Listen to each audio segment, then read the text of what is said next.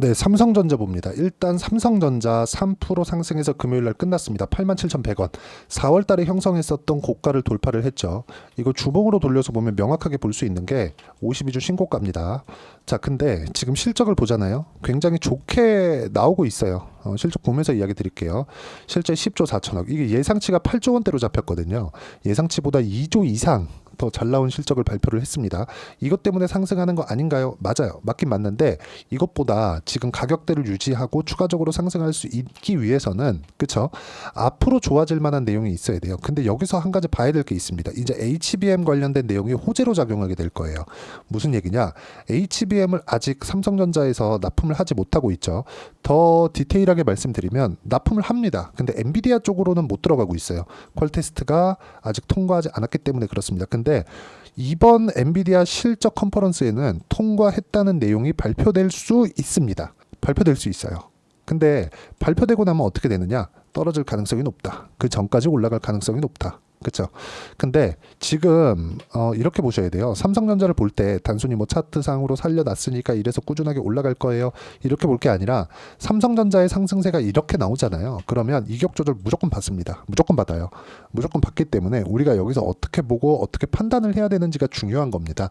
이것 때문에 좋아요, 저것 때문에 좋아요. 그게 중요한 게 아니에요. 그리고 지금 삼성전자에는 또 한 가지 호재가 더 있죠. 요 분입니다. 요 분 전영현. 그쵸.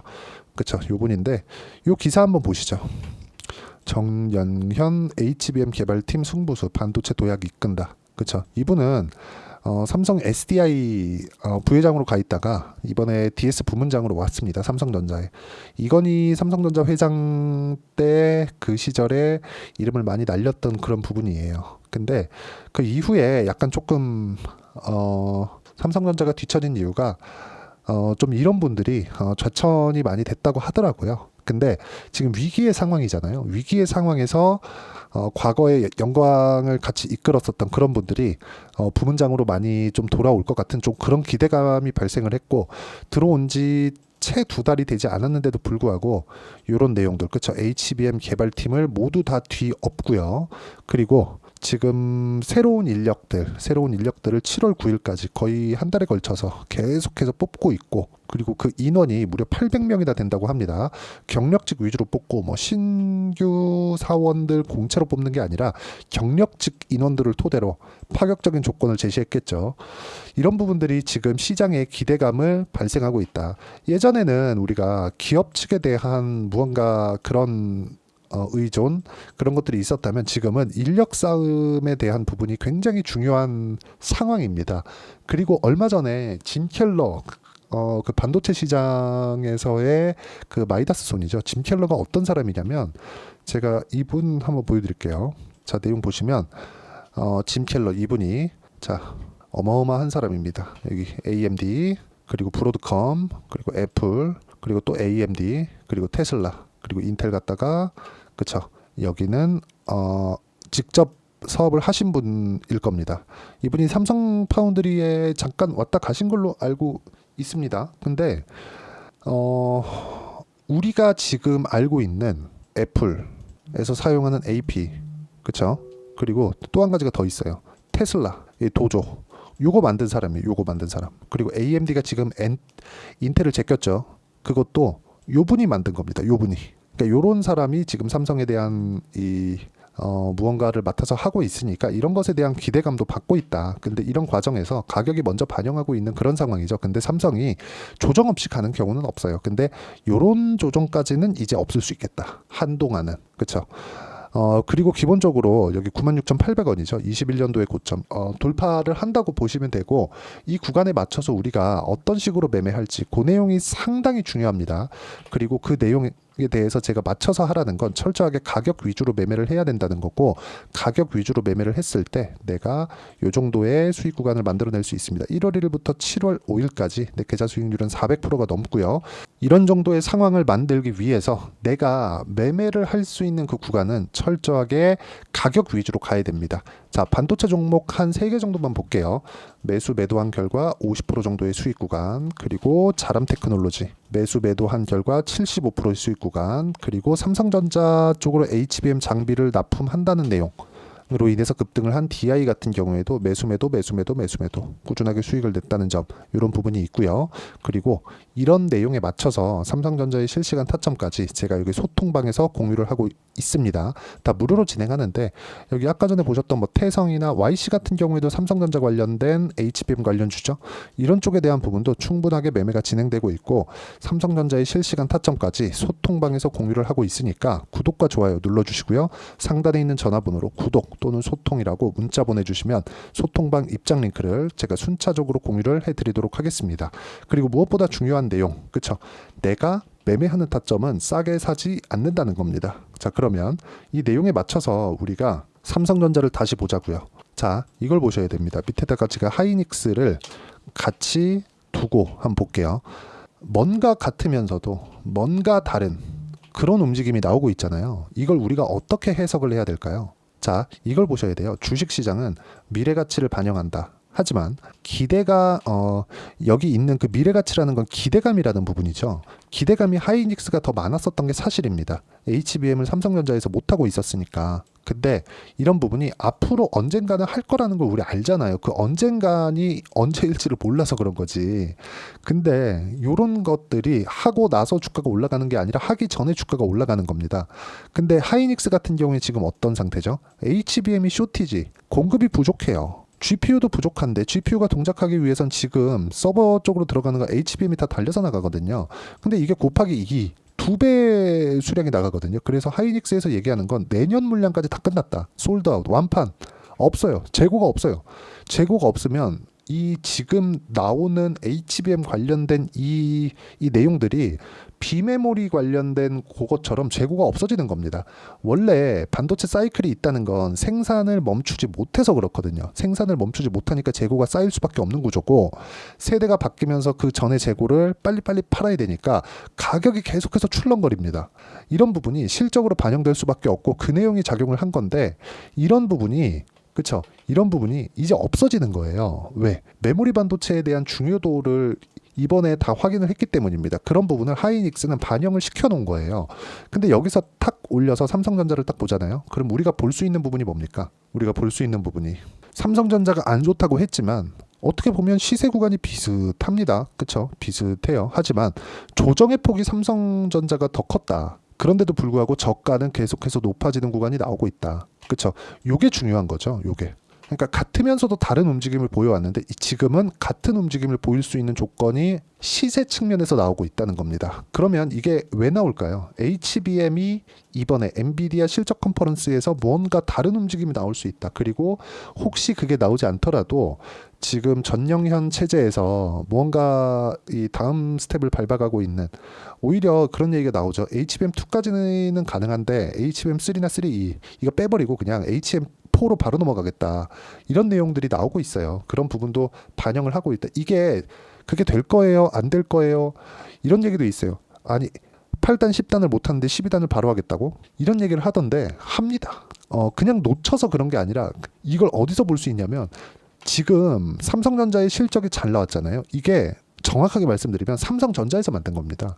삼성전자에서는 실적을 조율할 수 있어요. 삼성전자에서 그냥 감산하면 돼요. 감산하면 가격 올라가요. 이걸 하이닉스는 못합니다. 그러니까 삼성전자가 올라가서 HBM 관련된 내용만 있었으면 하이닉스는 이렇게 반등을 못합니다. 여기 빠졌어야 맞아요. 독점적 지위가 아예 그냥 깨지는 거니까. 근데 그런 상황이 이제 안 일어난다는 거죠. 반도체 경기에 대한 부분이 작용하고 있다는 거죠. 전 개인적으로 이번에 반도체 파동이 마지막 파동이라고 생각을 해요. 근데 이게 엔비디아 같은 경우에 너무 많이 올라왔고 그래서가 아니라 메모리 반도체가 정말 비메모리화 되기 전까지는 이런 상황이 지속될 텐데, 하지만 이 뭉쳐있는 몰려서 나오는 시세는 굉장히 크게 나올 거라는 거죠. 그리고 관련돼 있는 종목군들에 대한 변동폭은 어마어마하게 반영을 할 겁니다. 그래서 제가 계속해서 말씀드리는 것도 미래 가치를 반영하는 주식시장의 특성을 이해하자. 삼성전자도 마찬가지다. 그래서 말씀드리는 거니까 이 부분 이해하셨으면 좋겠고, 이런 부분을 제가 여기 삼성전자의 실시간 타점, 그리고 삼성전자의 관련돼 있는 종목군들의 실시간 타점, 하지만 올라가고 있는 종목군들만 공략을 한다. 이 내용을 소통방에서 공유를 하고 있으니까 구독과 좋아요 눌러주시고 상단에 있는 전화번호로 구독 또는 소통이라고 문자 보내주시면 소통방 입장 링크를 순차적으로 공유를 해드리도록 하겠고요.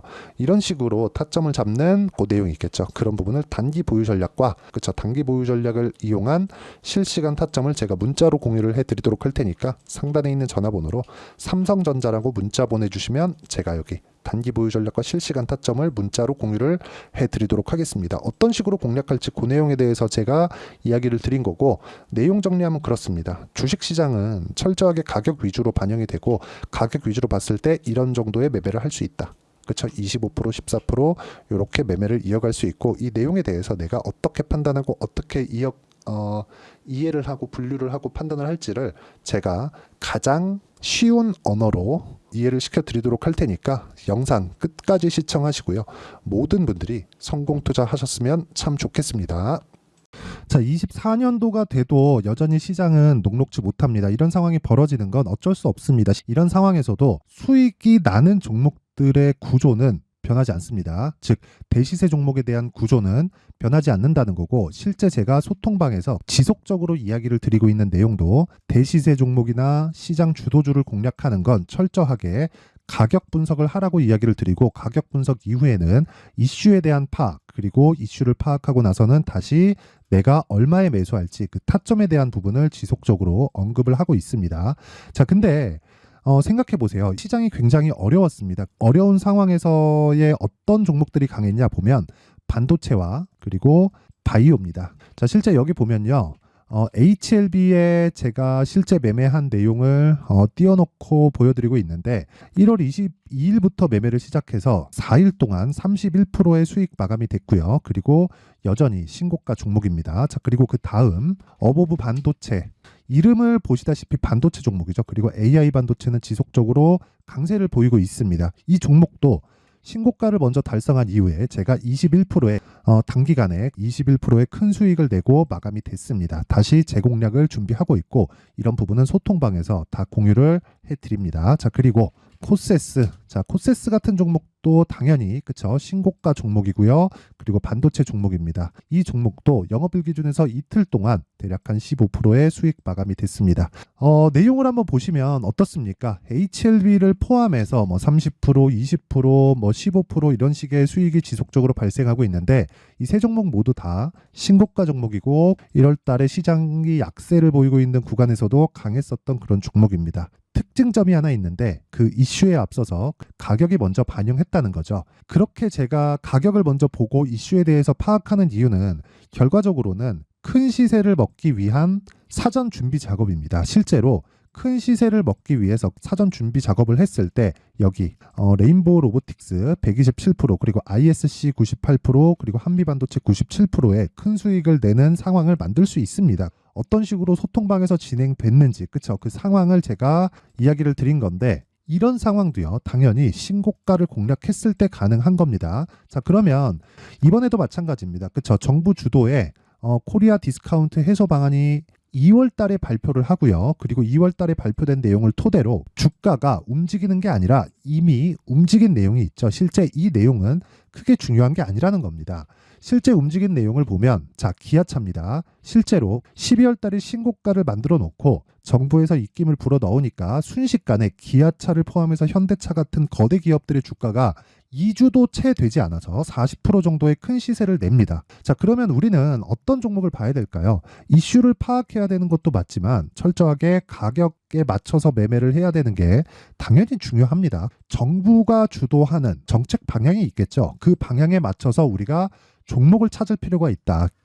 자, 그럼 답이 나왔습니다. 정부가 주도하는 방향에 맞춰서 제2의 기아차를 찾는 게 지금은 중요하다. 근데 정부 정책의 방향에 맞게 가자. 그랬을 때 앞서서 제가 보여드렸었던 내용인 여기 레인보우 로보틱스 127%, 그리고 ISC 98%, 그리고 한미반도체 97%와 같은 수익을 낼 수 있습니다. 물론 시간에 대한 부분은 최소 2주의 시간이 필요하고요. 그리고 최장 3개월 안에 끝내야 됩니다.